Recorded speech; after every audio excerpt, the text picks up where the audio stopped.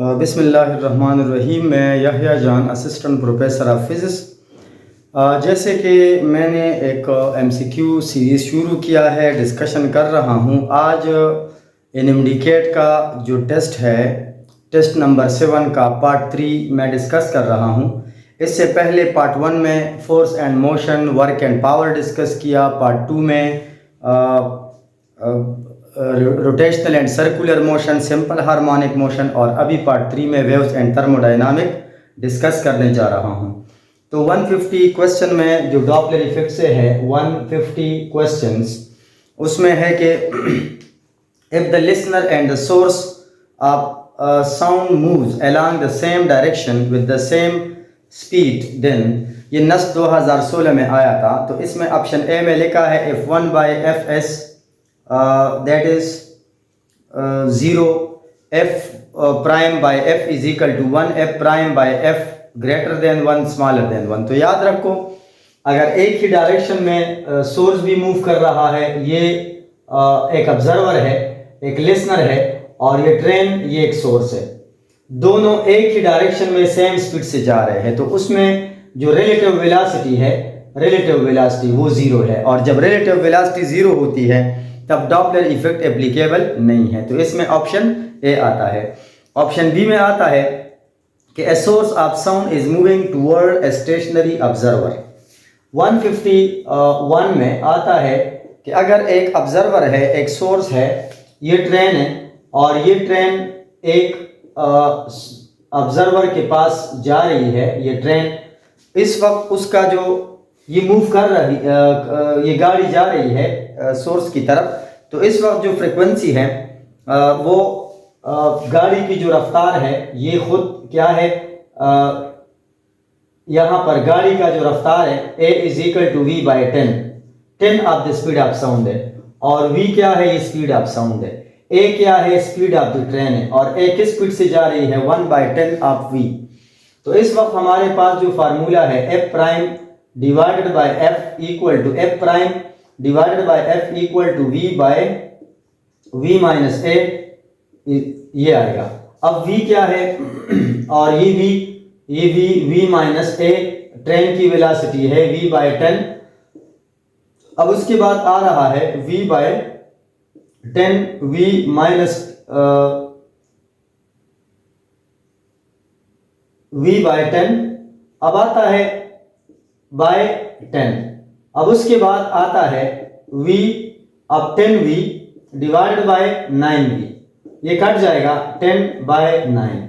अब 10/9 is the answer. इसमें आता है ऑप्शन नंबर ए। 151 में ऑप्शन ए आता है। उसके बाद आता है an organ pipe has a fundamental frequency. 151 आते हैं, लेकिन पहले आप उसका स्क्रीनशॉट ले लें, डॉपलर इफेक्ट से न्यूमेरिकल्स ने। अब उसके बाद आते हैं इसके बाद 152 में आता है। 152 में ये आर्गन पाइप से रिलेटेड है, ये वैसे सिलेबस का हिस्सा नहीं है, लेकिन थोड़ा टच देते हैं। An organ pipe has a fundamental frequency of 100 hertz. What frequency will be produce if one end is closed. तो आपको पता है कि organ pipe, open organ pipe की फ्रीक्वेंसी हमारे पास जो गिवन है दैट इज 100 हर्ट्ज। तो कहता है कि अगर हम उस पाइप का एक एंड बंद कर ले तो फिर ये फ्रीक्वेंसी क्या होगी, यानी क्लोज आर्गन पाइप का ये फंडामेंटल फ्रीक्वेंसी क्या होता है। तो fundamental frequency of close organ pipe और इसका ये रिलेशन है। Open organ pipe, O means open organ pipe, 2 पर डिवाइड करो, 100 डिवाइडेड बाय 2, इससे आता है 50 हर्ट्ज। बट रिमेंबर कि जब हमारे पास आर्गन पाइप ओपन है, आर्गन पाइप अगर ओपन है तो उसमें तमाम फ्रीक्वेंसी पॉसिबल है, मतलब ऑड फ्रीक्वेंसी भी पॉसिबल है और इवन भी पॉसिबल है। लेकिन जब एक एंड बंद हो जाए तो अब देखो इसका जो अगला फ्रीक्वेंसी है 50, तो अब 50 उसके बाद मल्टीपल, अब 50 100 है, लेकिन 100 उसमें मिसिंग है। 100 इसके मल्टीपल पहले देखो, 200, 250।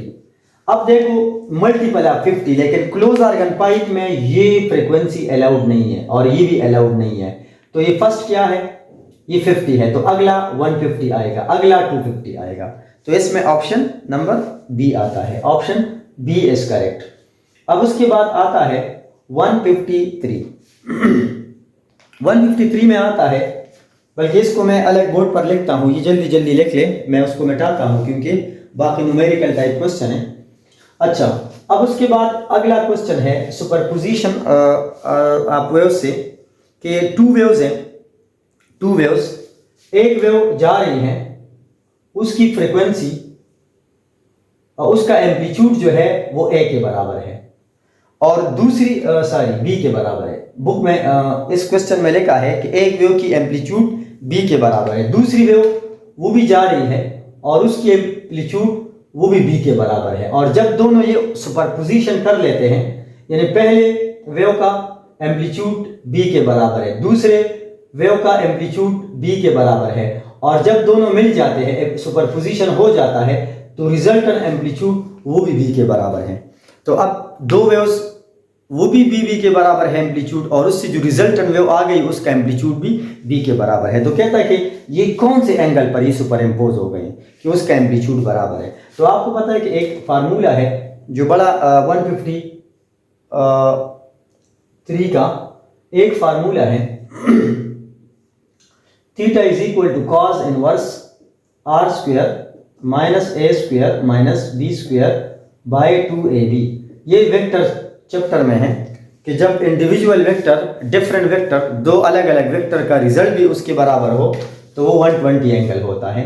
अब कॉस इनवर्स में ये रिजल्टेंट वेव का एम्पलीट्यूड है बी स्क्वायर, पहले वेव का बी स्क्वायर, दूसरे वेव का बी स्क्वायर, 2ab, इसका b आएगा, ये कट जाएगा, theta is equal to cos inverse into minus B square by 2b square, ये कट जाएगा, equal to cos inverse into minus 1/2 is equal to 120 degree. 120 degree 153, इसमें यही option आ रहा है। अब उसके बाद जो 154 आता है, 154 में मैं ज़रा ये चेक करता हूँ कि रिकॉर्डिंग या बोर्ड अलग है या अलग नहीं है।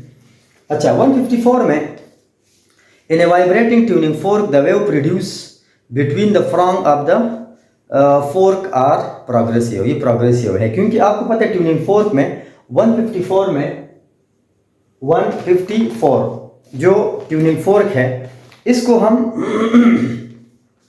ये फ्रॉन्ग है, ये साइड सॉरी ये फ्रॉन्ग है और ये स्टेम है, तो ये लॉन्गिट्यूडनल पैदा करता है और ये ट्रांसवर्स, दोनों क्या करते हैं, बोथ प्रोड्यूस प्रोग्रेसिव वेव, क्योंकि प्रोग्रेसिव में ट्रांसवर्स भी आता है, लॉन्गिट्यूडनल भी आता है। इसमें ऑप्शन ए आएगा, ऑप्शन नंबर ए। 155 में आता है when beat is produce.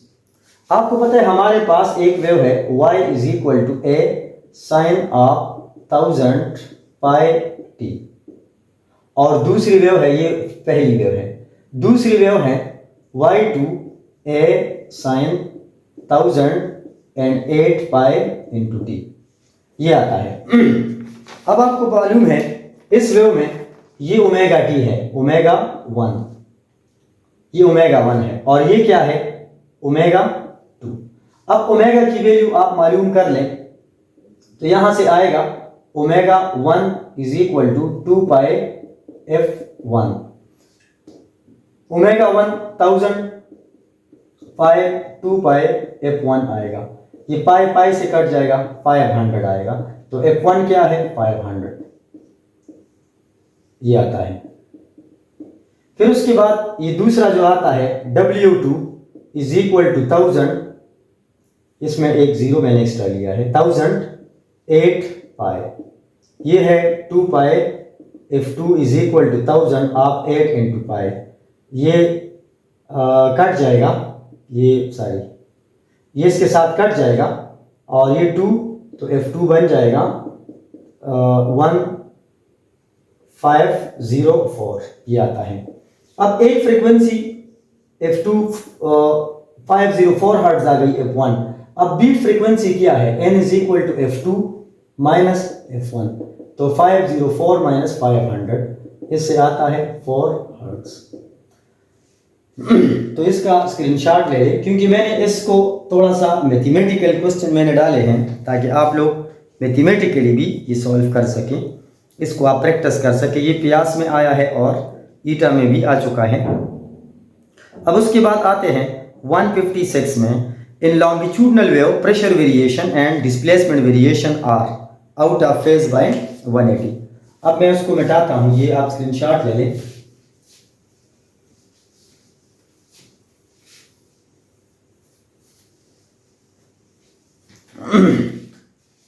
One 56 में आता है डी। मतलब ये है, अगर आप किसी वेव में देखें ये कंप्रेशन है, ये रियरफेक्शन है, फिर कंप्रेशन, फिर रियरफेक्शन, ये रियरफेक्शन है। तो रियर कंप्रेशन में प्रेशर क्या होता है? मैक्सिमम। लेकिन ये नोड है एक्चुअली। तो यहाँ पर जो एम्पलीट्यूड होता है, एम्पलीट्यूड वो क्या होगा? एम्पलीट्यूड यानी ए वो होगा मिनिमम।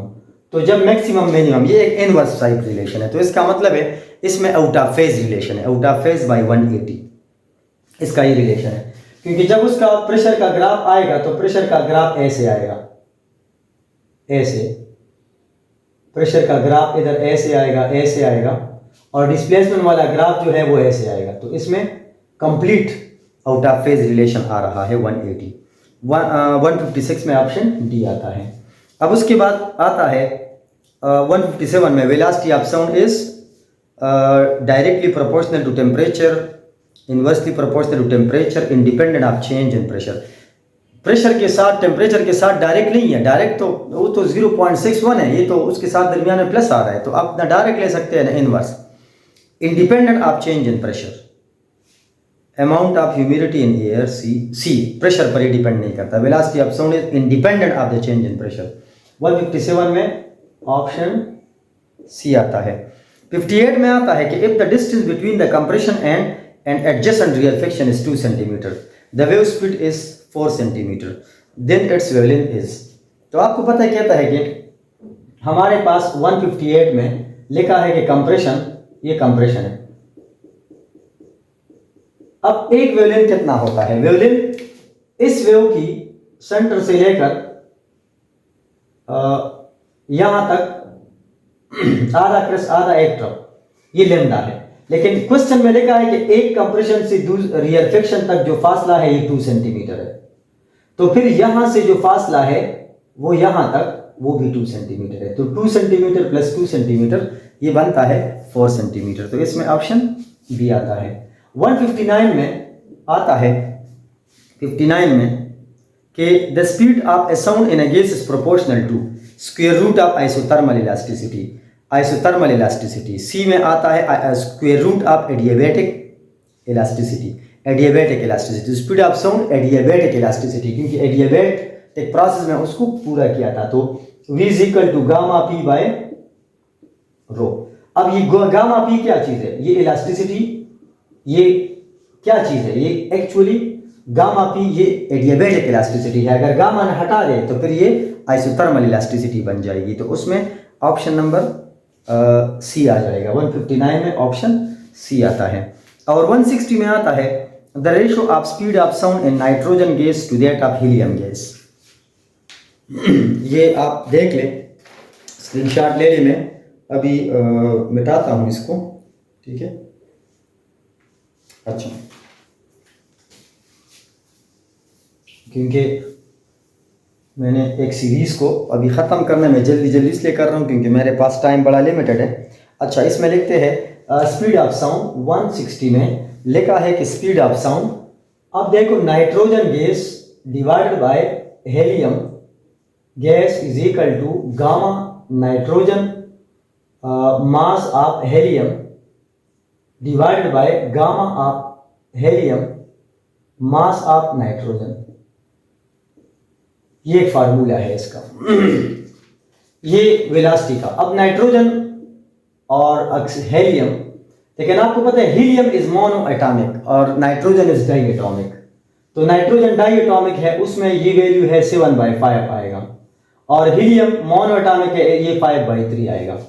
अब मास ऑफ हीलियम 4 है और मास ऑफ नाइट्रोजन जो है दैट इज 32, दैट इज 14, ये 14 आ रहा है। तो इसको अगर आप सिंप्लीफाई करें 300/5 आएगा, which is option number C. ये ऑप्शन नंबर सी आता है। Option C. इसको आप इसी तरह सिंप्लीफाई कर ले, ठीक है। अभी इसी के साथ 161 में if the velocity of sound in A humid medium, अब लिखा है 161 में humid, velocity of moisture in humid, तो मॉइस्चराइज एयर जो है इसकी डेंसिटी ड्राई एयर से कम है, तो ड्राई एयर में स्पीड ऑफ साउंड उसकी डेंसिटी सारी, ड्राई एयर की डेंसिटी ज़्यादा है, मॉइस्चराइज एयर की कम है, तो डेंसिटी के साथ जो है ड्राई एयर में स्पीड ऑफ साउंड स्लो जाएगा और मॉइस्चर या ह्यूमिड एयर में ये तेज जाएगा, because sound is directly proportional to density. जिसकी डेंसिटी ज़्यादा है उसमें साउंड स्लो ट्रेवल करेगा, तो इसकी डेंसिटी ज़्यादा है उसमें स्लो ट्रेवल करेगा, और ह्यूमिड या मॉइस्चर एयर की डेंसिटी कम है तो उसमें साउंड तेज ट्रेवल करेगा।